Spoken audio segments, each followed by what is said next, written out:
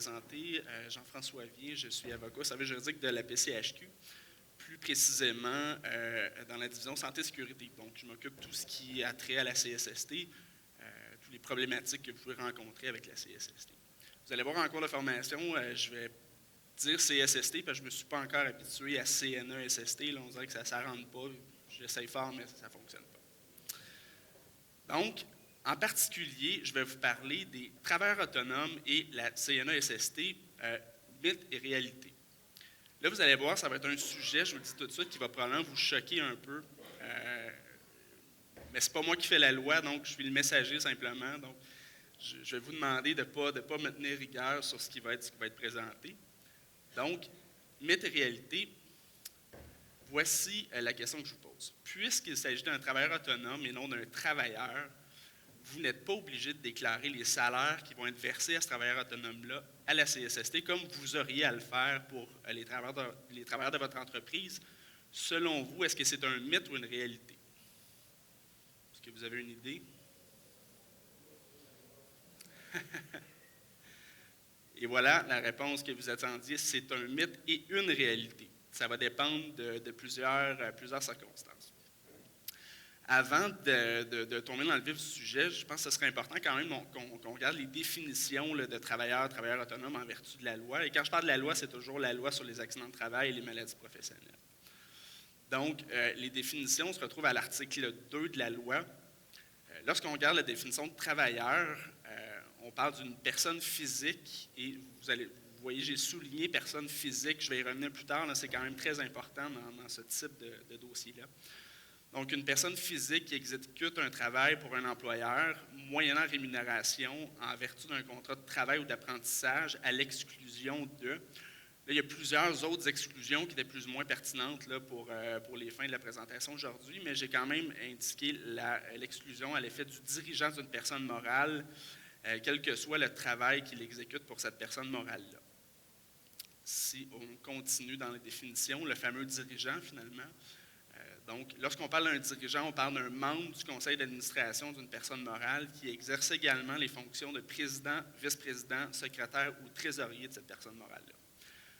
Ce que ça veut dire essentiellement, c'est que si la personne est sur votre conseil d'administration, mais n'a pas le titre de président, vice-président, secrétaire, trésorier, elle ne pourra pas être considérée comme un dirigeant de l'entreprise pour les fins de l'application de la loi. Ça va être un travailleur comme n'importe quel travailleur de l'entreprise. Et finalement, la troisième définition, travailleur autonome, on parle d'une personne physique, encore une fois, je souligne personne physique, qui fait affaire pour son propre compte, seul ou en société, et qui n'a pas de travailleur à son emploi. Ce que ça veut dire, encore une fois, pour les fins de cette loi-là, un travailleur autonome qui aurait un employé, quel que soit l'employé, qu'on parle d'une adjointe, qu'on parle d'un comptable, donc qui a un employé, il ne sera pas considéré comme un travailleur autonome, ça va devenir un employeur au sens de la loi, donc techniquement, il devrait déjà être inscrit à la CSST. Là où ça se complique, c'est avec l'article 9.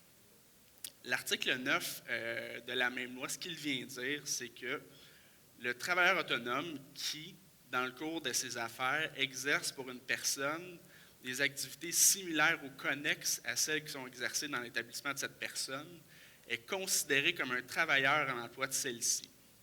Si on s'arrête là pour l'instant, ce que ça veut dire, c'est que lorsque vous engagez un travailleur autonome qui va faire des travaux connexes à vos activités, donc je vous donne l'exemple, vous engagez un poseur de plancher et vous, votre entreprise, vous vendez du couvre-plancher, bien, vous engagez un travailleur autonome qui va poser le plancher pour vous. Ce travailleur-là va devoir être considéré comme un travailleur, même s'il est un travailleur autonome.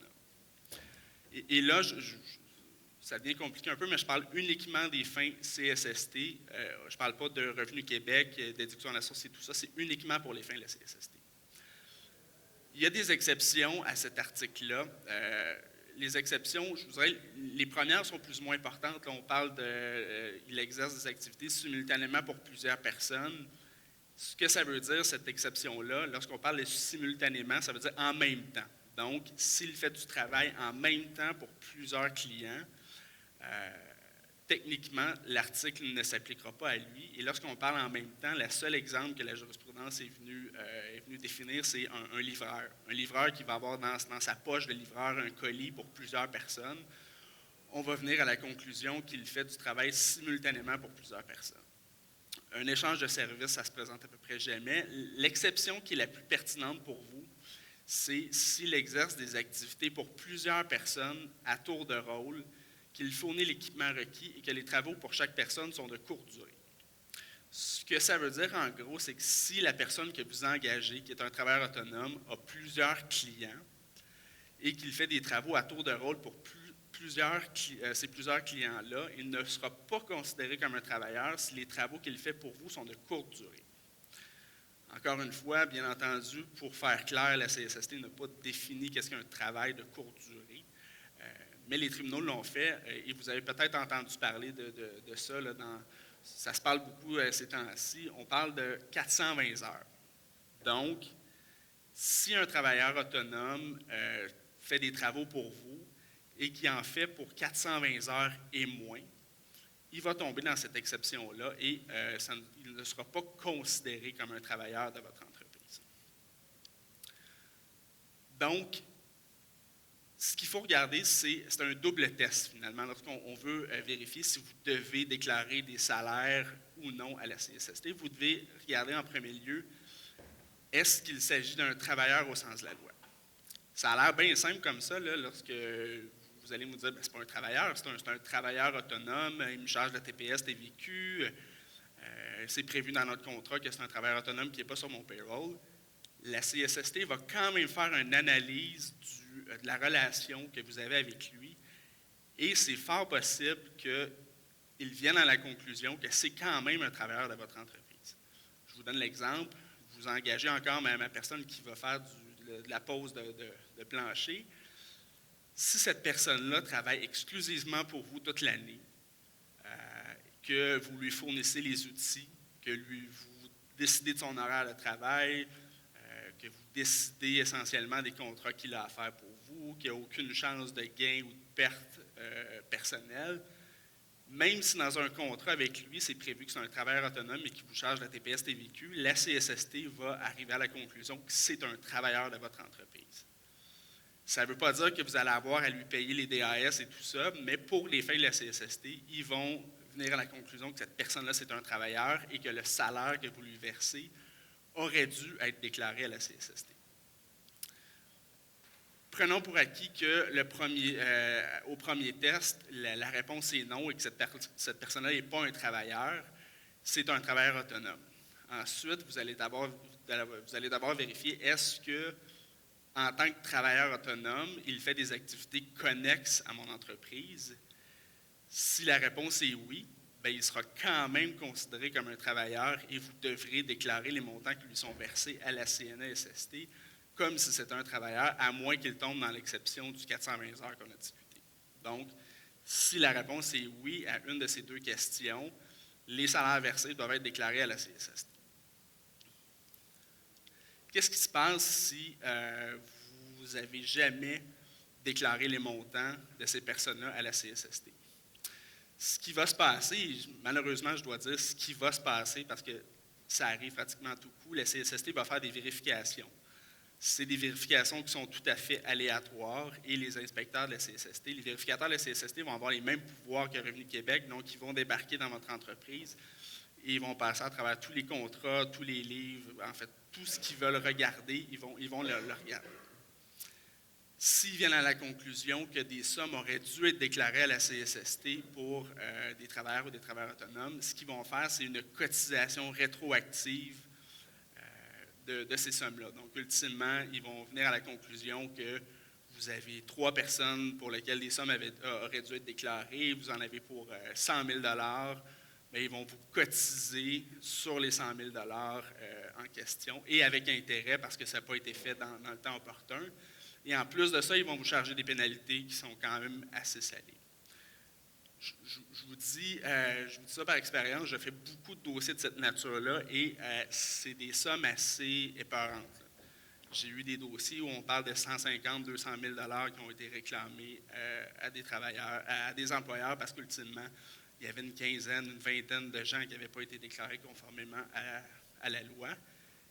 Et souvent, ce n'est même pas de mauvaise foi. Là. Je vous donne l'exemple, vous allez voir votre comptable, il va vous dire, bien, regarde, ces 15 personnes-là, c'est des travailleurs autonomes, tu n'as pas à les déclarer à la CSST, tu n'as pas à déclarer les déductions à la source de ces choses-là. C'est fait de bonne foi, mais la CSST va quand même venir à la conclusion que c'est des travailleurs ou des travailleurs autonomes qui auraient dû être déclarés et ils vont vous cotiser quand même. Et Annie, tout à l'heure, vous a dit que la CCQ peut être féroce. Je voudrais que la CSST l'est aussi. Ils ne sont pas très parlables dans les dossiers de cette nature-là. Petit conseil pratique pour que cette situation-là ne vous arrive pas. Ultimement, ça va être important en début de relation de bien vérifier le statut des travailleurs autonomes et de consulter un professionnel en cas de doute. Donc, lorsque vous engagez une personne comme travailleur autonome, ça va être important de regarder, premièrement, est-ce que c'est vraiment un travailleur autonome ou je l'appelle travailleur autonome, mais c'est un travailleur. Deuxièmement, ça va être important de privilégier les travailleurs autonomes qui sont incorporés. Vous vous souvenez, en début de présentation, je vous ai dit que j'avais souligné la mention personne physique dans la définition de travailleur et la définition de travailleur autonome. C'est là que l'importance est. Lorsqu'une personne peut être incorporée, il perd la définition de personne physique, ça devient une personne morale, et à ce moment-là, la CSST ne peut rien faire du tout. Donc, si vous avez un travailleur autonome qui travaille uniquement pour vous, qui fait 3000 heures par année, mais qu'il est incorporé, la CSST ne pourra jamais vous réclamer quoi que ce soit rétroactivement parce que cette personne-là n'est pas une personne physique au sens de la loi. Donc, je comprends que ce n'est pas évident, là, mais si vous êtes en mesure de privilégier des travailleurs autonomes qui sont incorporés, c'est certain que vous n'aurez jamais de problème avec ces travailleurs autonomes-là. On dit collaborer avec les vérificateurs de la CNSST en cas de vérification et consulter un professionnel au besoin. C'est un conseil assez important parce que les vérificateurs, si vous ne collaborez pas avec eux, premièrement, vous pouvez avoir des contraventions pénales pour entrave au travail d'un vérificateur de la CNSST, qui ne sont pas des sommes astronomiques, mais quand même, ce n'est pas intéressant à avoir. Et deuxièmement, si vous ne leur fournissez pas les documents qu'ils vous demandent, ce qui va se passer, c'est qu'ils vont faire ce qu'on appelle une cotisation arbitraire. Donc, avec le peu d'informations qu'ils ont, ils vont venir à la conclusion que vous avez tant de gars et que ces gars-là, pour eux, c'est des travailleurs autonomes parce qu'ils n'ont pas été capables de déterminer leur statut et ils vont vous cotiser arbitrairement avec une information qui vient de nulle part finalement. La problématique des cotisations arbitraires, c'est que c'est un peu comme Revenu Québec. Lorsque vous recevez un avis de cotisation de la part de la CNSST, même si vous contestez l'avis de cotisation, en fait, les sommes sont payables au moment où vous recevez l'avis de cotisation. Donc, si vous contestez l'avis, vous vous ramassez devant le tribunal 1 an, 2 ans plus tard, bien, vous allez avoir à payer quand même cette somme-là avant de pouvoir vous défendre. Et si jamais vous avez gain de cause par la suite, ça va vous être remboursé par la CSST, mais il n'y en demeure pas moins que si on parle d'une somme de 200 000 $ payable dans 20 jours, c'est un problème.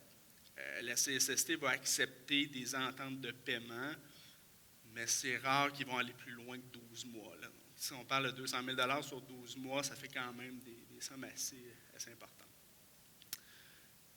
Conseil pratique également, prendre connaissance du constat de vérification.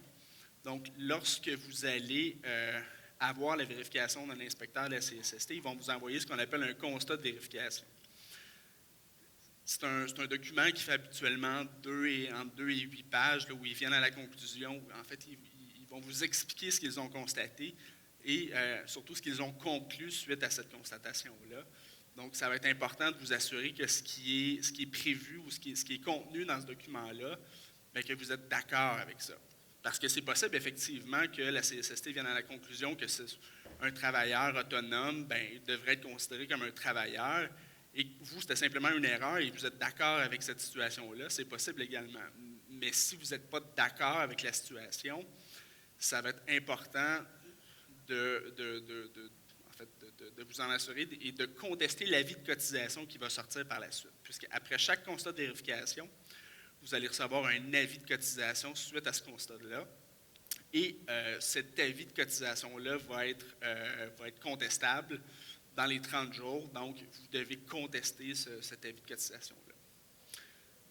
En cas de cotisation rétroactive, ça va être important également de porter une attention aux années qui vous sont réclamées parce que la CSST peut reculer 5 ans en arrière. Donc, si on est je vous donne un exemple, en 2020, la CSST va chez vous, ils ont le droit de reculer jusqu'en 2015, mais si techniquement ils trouvent des irrégularités en 2014 et qu'ils sont contenus dans l'avis de cotisation, techniquement, ils n'ont pas le droit de faire ça, donc vous pourriez faire sauter cette partie-là de l'avis de cotisation. Mais encore là, vous devez le contester pour pouvoir faire sauter cet élément-là. Encore là, contester l'avis de cotisation dans les 30 jours en cas de désaccord. Et je vous dirais que ça peut être pertinent de consulter un professionnel également, là, parce que ça devient de la mathématique beaucoup, ces éléments-là. Mais essentiellement, c'est vraiment de contester l'avis de cotisation. C'est la première chose, parce que si vous ne contestez pas l'avis de cotisation, vous ne pourrez rien faire. Malheureusement, si vous passez outre le délai, que vous vous rendez compte 2 mois plus tard que vous n'êtes pas d'accord avec ce qui a été déterminé dans le constat de vérification, bien, vous n'aurez pas le point de départ qui vous permet d'aller devant un juge pour contester cet élément-là. Donc, vous ne pourrez rien faire et vous allez être pris à payer les sommes qui sont réclamées par la CSST. Ce qu'il faut savoir, quand vous contestez l'avis de cotisation, ce qui va se passer, c'est que la CSST va réviser, dans un premier lieu, avec ce qu'on appelle la révision administrative, l'avis de cotisation. Je ne ferai pas de cachette, là, c'est une révision interne, c'est assez rare qu'ils vont dire que l'inspecteur, à la base, n'avait pas raison. Donc, à peu près à tout coup, ils vont confirmer la décision qui a été rendue dans l'avis de cotisation. Et cette nouvelle décision-là sera également contestable, cette fois-ci devant le tribunal administratif du travail, et c'est là où on a plus de marge de manœuvre un peu là, pour faire changer les choses.